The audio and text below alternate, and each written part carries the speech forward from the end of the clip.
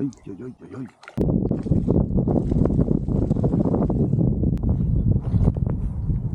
Der var den, gitt.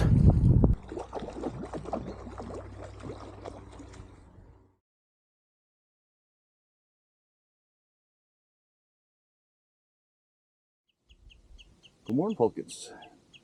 Nå er jeg på vei ned til en plass som jeg aldri har vært før. Det ser ikke særlig fiskbart ut akkurat nå. Det er basically en uttørket strand. Men her kommer det altså ut en elv. Klokka er 4 på natta. Det er helt vindstille. Det er varmt.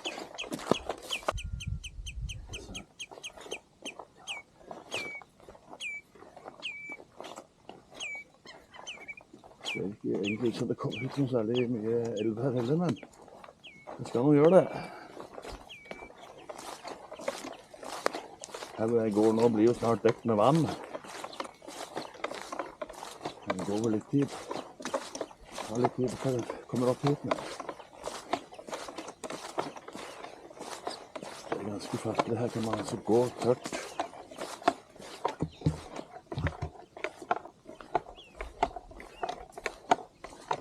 100 meter utover.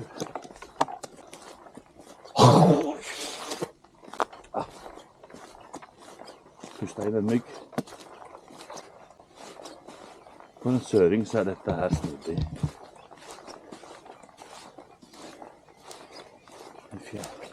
Flere hundre meter tørrlagt strand. På grunn av slo og fjære.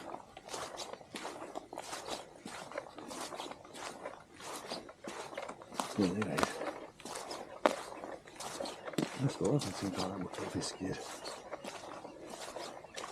Åh, jeg er så varm. Jeg er så deilig.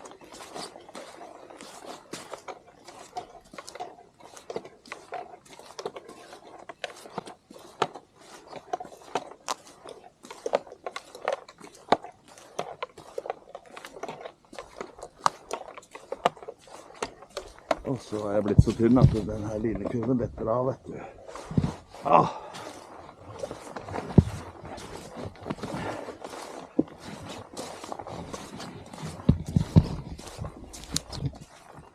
Hvor pokker kommer elva ut?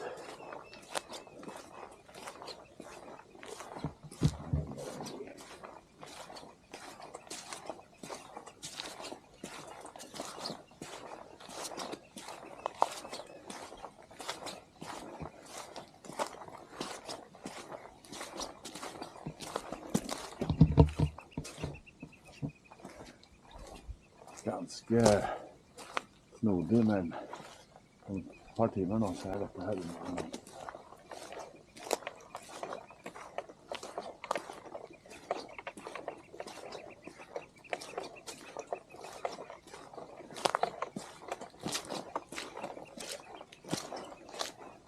Vindstille og steik sol og 20 pluss, det funker dårlig, altså. Alt for varmt. En shortsvær. Så går jeg med fleecebukse og vadebukse. En fleecejakke og vadejakke.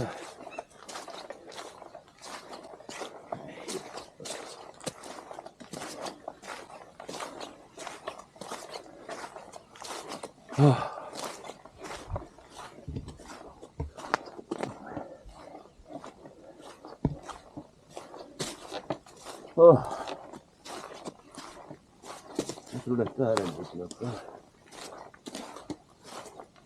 Det er jo helt paddefatt her, så det er ikke noe bevegelse i dette vannet. Men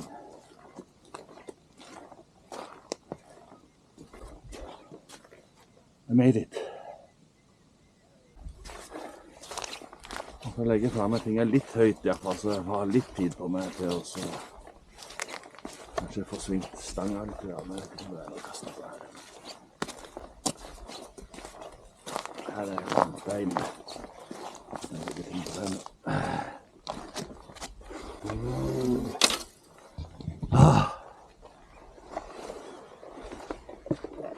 Og panna varmt, altså.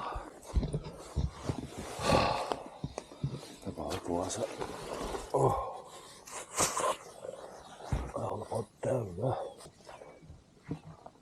Men her er elvutløpet, ja.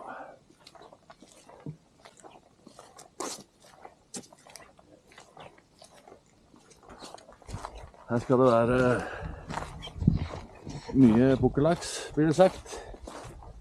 Mye mer enn i selveste Pukkelmekka. Pukkelmekka har ikke vært det helt store i år. Det har ikke vært mye pukkellaks der. Men du sier det er mye mer her. Skal vi se.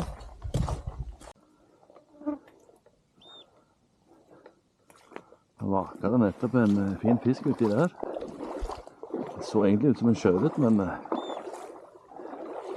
var godt det var en pukkellaks. Det ble flytelinje i dag her da.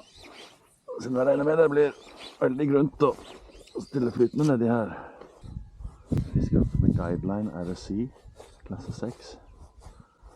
Og et Rio Outbound Short. Flyt.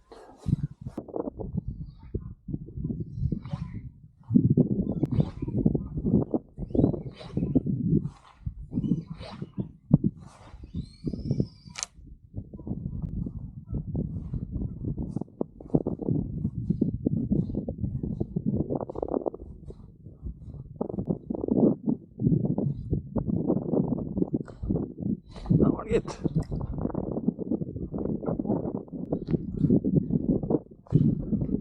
Kommer imot.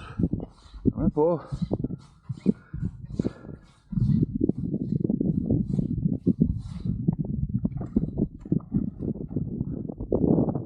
Det ser ikke ut som laks, spør du meg, men det kan godt hende det er det.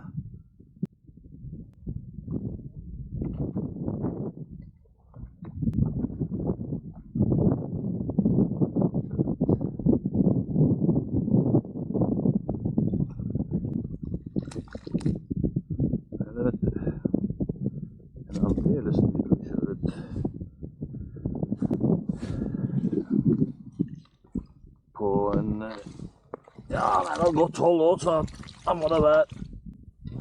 Skal vi se, kompis, hvis du slapper av litt her nå. Ja. Det litt, men det er bare i kjeven. Så. Hvis det er liv i deg, gutt, så skal du få gå.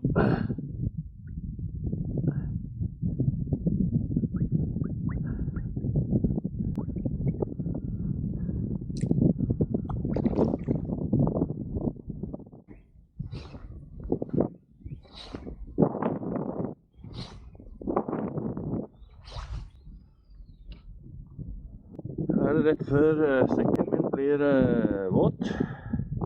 Den lå ganske høyt. Det er altså ikke lenge siden jeg sto ute på tuppen der ute. Og der jeg fikk sjøørreten min. Nå er den tarmen snart borte.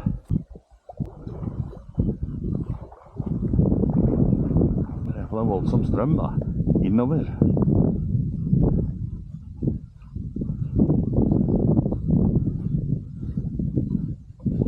Denne elva skulle jo rent den veien. Den renner den veien. Sånn er flua her på nå.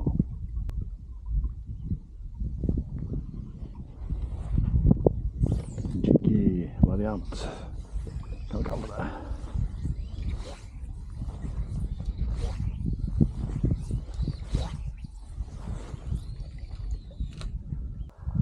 Ja, nå er jeg vel oppe der hvor man kan si elva starter på Flo. Starter vel kanskje der ved brua cirka. Den har gått aldri så langt. Og gjennom det hekkas buskaset der. Og det kommer mer buskas også, ser det ut som. Jeg har ikke sett noe tegn til liv. Men jeg holder jo på å daue av varme, herregud. Jeg er gjennomvåt av svette. Det svetten renner oppover ryggen, kjenner jeg. Det skulle liksom være mye pukkellaks her. har ikke sett pukkellaks i det hele dagen. Ikke en eneste pukkellaks har jeg sett.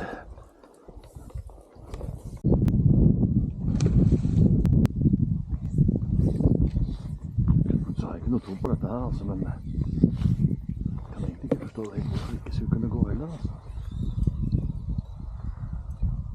Men jeg tror det var en etter. Oi! Hva har du sett?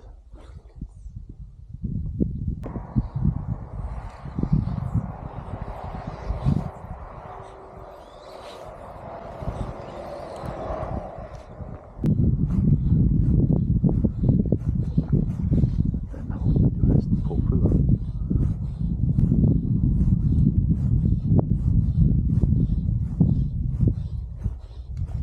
Har du sett det?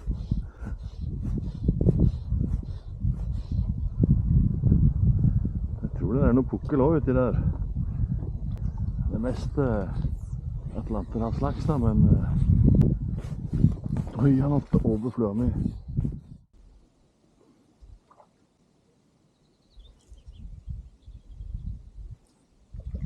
Rett ved flua. Ser ut som en pukkellaks også.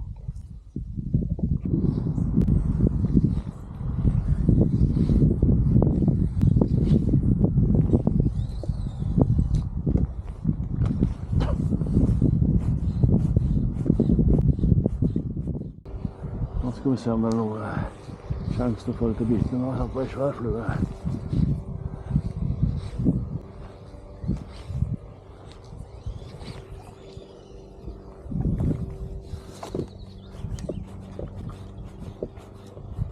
Det ser ut som pukkellaks.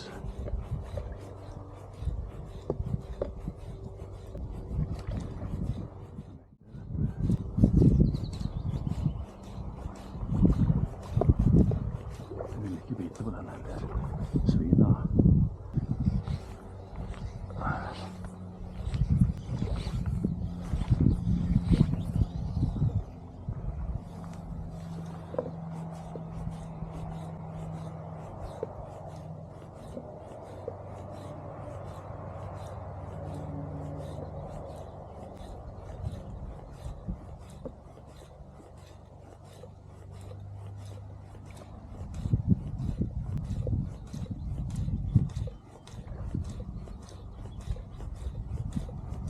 Vi liker den.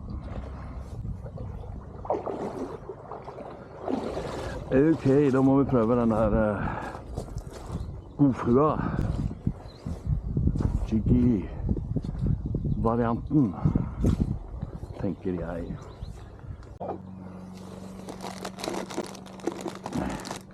Nå skal disse svinene få bank.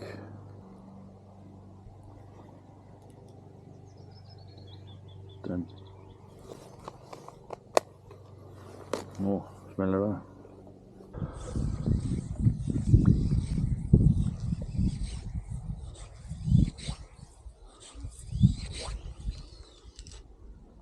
Kast. Nå da.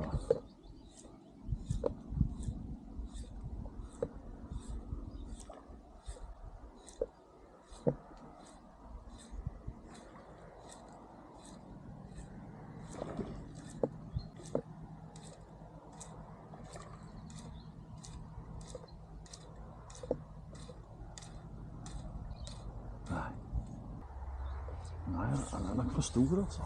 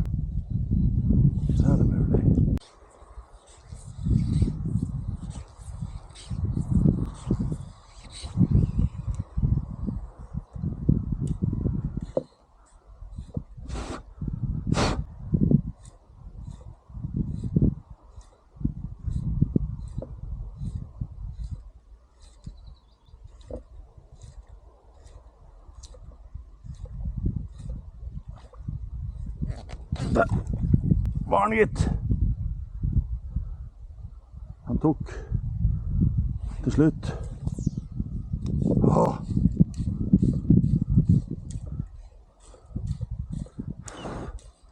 Han tok litt. Det går sent.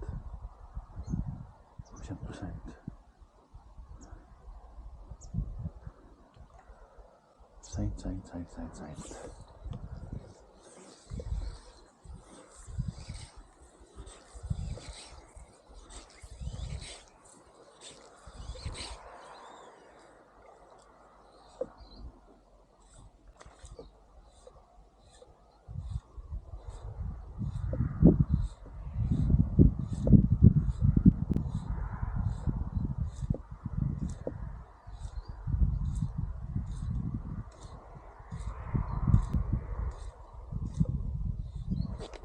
Der. Sitt den, vet du. Endelig. Sent.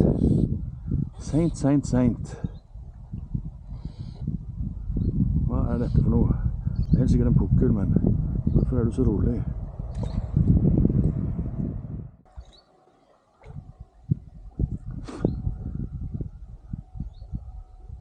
Den ser ut som en ganske svær pukkel. Halvannen kanskje. Men han er veldig rolig i forhold til sånn som de pleier å være.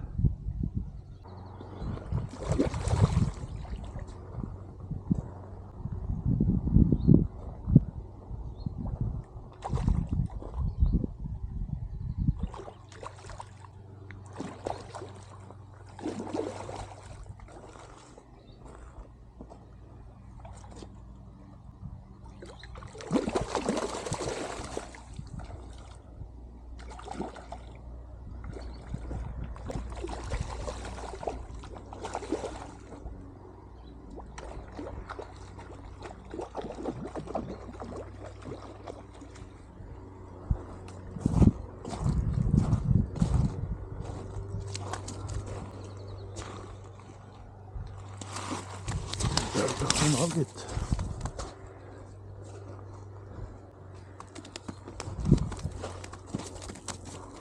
Du kommer ikke ut igjen, kompis.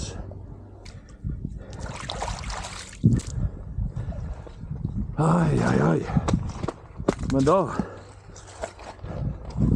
vet vi hvordan vi skal ta dem. Og det er steik varmt.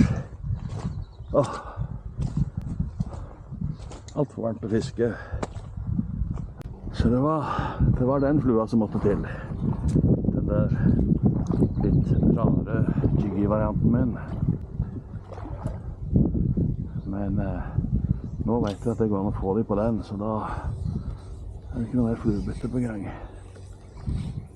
Noe sent. Jeg hadde på en jeg har to hogg på den nå. Så vent litt hard på den.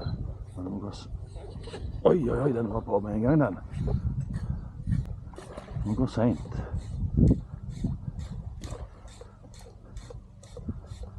Veldig sent. Oi. Der var det et larsverd.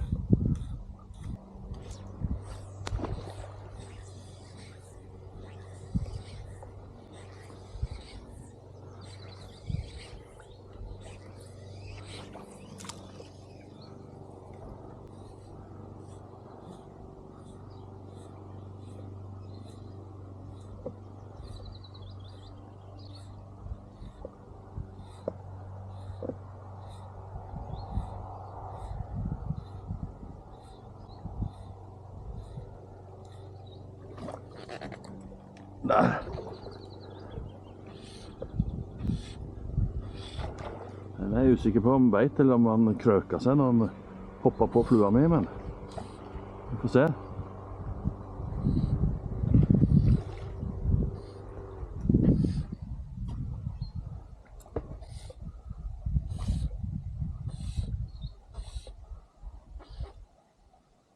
Han er krøka. Er ikke det? Han er krøka. Usikker.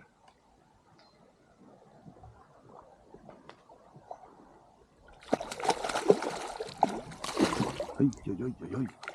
Nei, jeg vet da søren.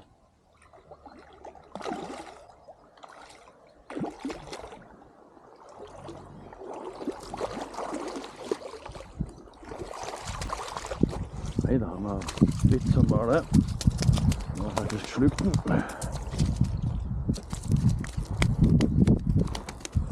Det er hun. Nice, nice, nice.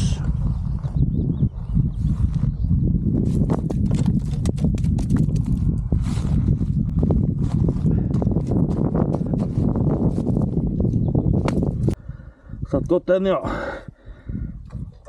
Den hadde aldri kommet løs i hvert fall. Så det som tusen.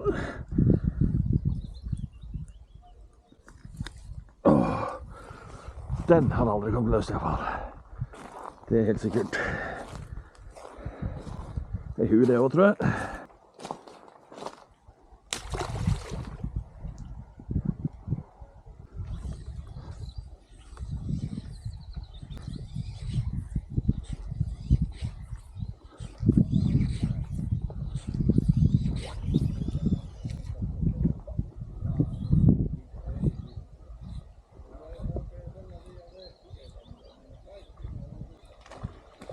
Oi.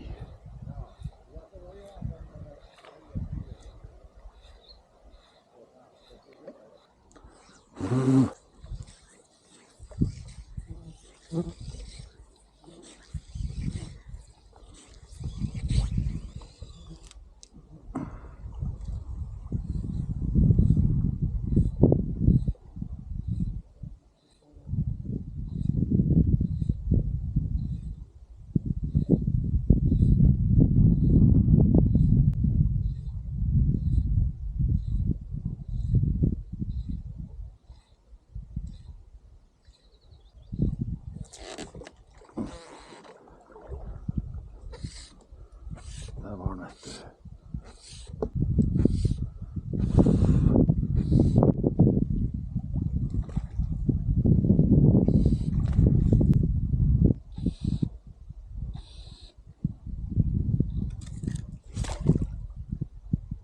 Den er for stor. Det er superflott. Det hadde tidligere. Vi har vel igjen av. De var mindre.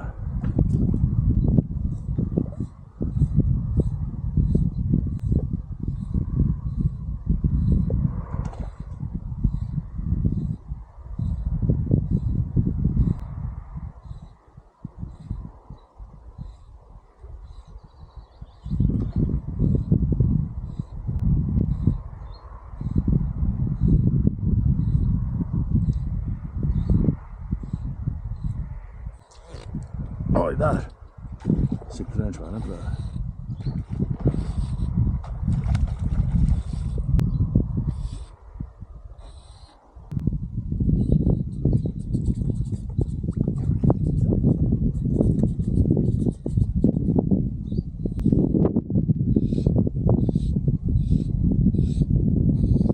Nesten mulig å slurve med denne scenen, for han er så treig.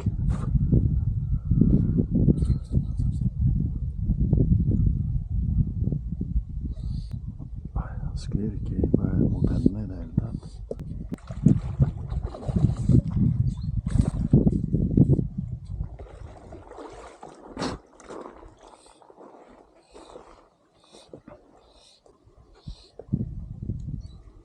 Han sitter godt den her, tror jeg. Sånn her. Hvis ikke så hadde han vært av.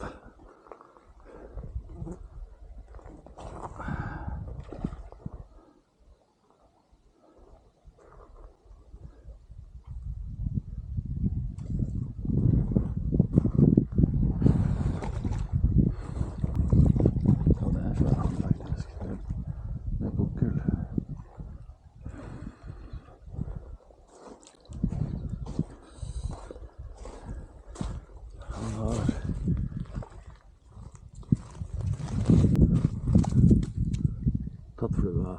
Ja, den sitter i kjeften. Ja, det er good.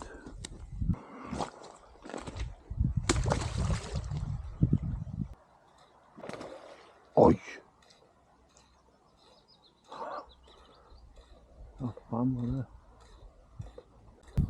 Ja, jeg er egentlig på vei til bilen.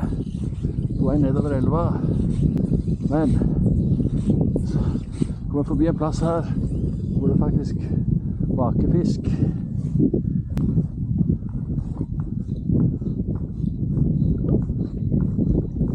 Da må vi prøve noen kast. Det kan være både buklaks og sjøørret som kan stå her. Så vidt sånn, der var det.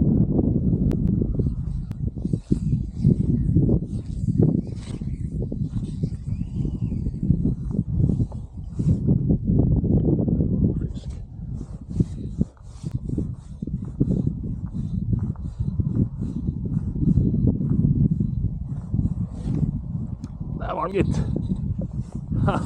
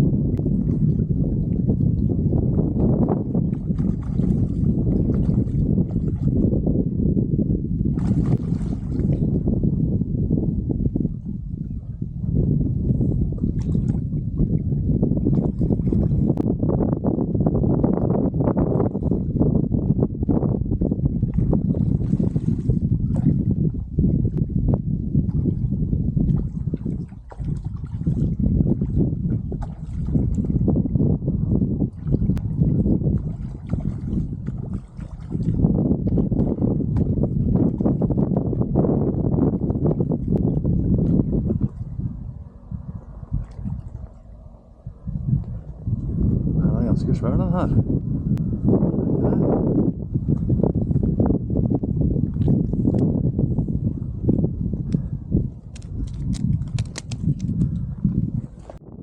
Han er jo omtrent nede igjen der hvor jeg startet, eller det vil si jeg startet der hvor de to er på vei ut. Så står det en til bak der igjen også. Men sjøen er lavere nå enn når jeg kom i dag, altså.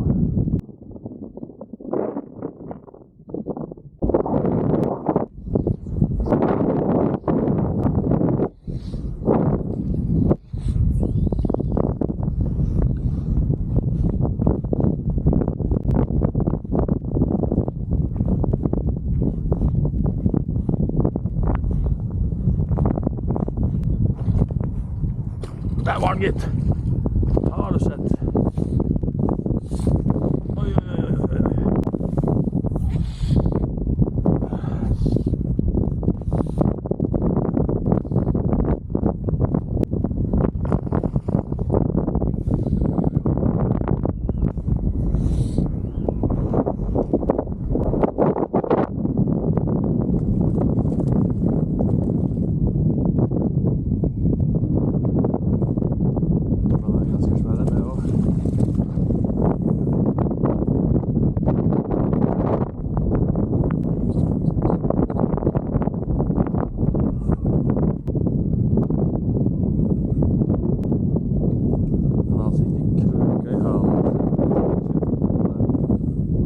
Seg i scenen.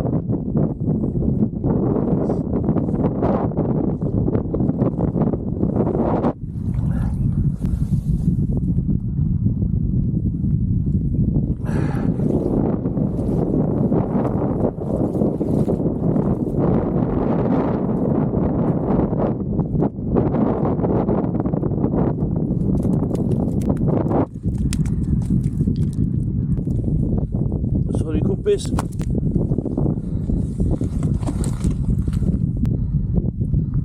Han satt ikke godt.